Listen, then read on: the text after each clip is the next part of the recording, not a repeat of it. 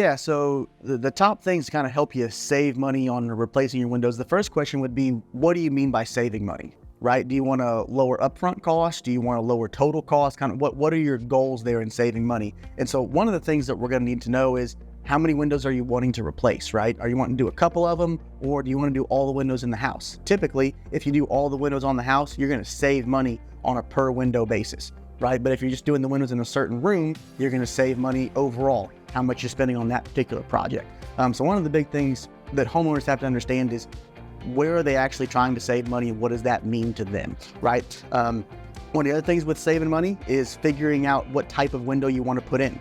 Typically, vinyl windows are going to be your most cost-effective way to replace the windows in your home. You know, if you're going with a really nice Anderson wood window or a Pella fiberglass window, something like that, no matter what, you're going to be spending more money. So if you're looking at saving, vinyl is going to be the route to go. Also, the style of window.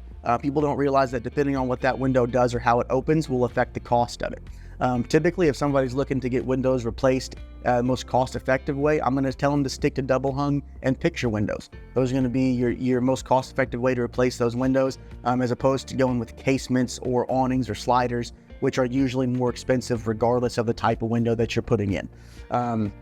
Another thing people need to consider is financing, right? Do you want a lower cost per month, lower upfront cost, or do you want that lower cost overall, right? So if you want lower cost per month upfront, let's go ahead and finance this project. You can spend a few $100s a month to pay this off, or you can pay for it all at once and save money overall. So really, those are things that homeowners have to consider with how do they actually want to save money and what does that mean to them.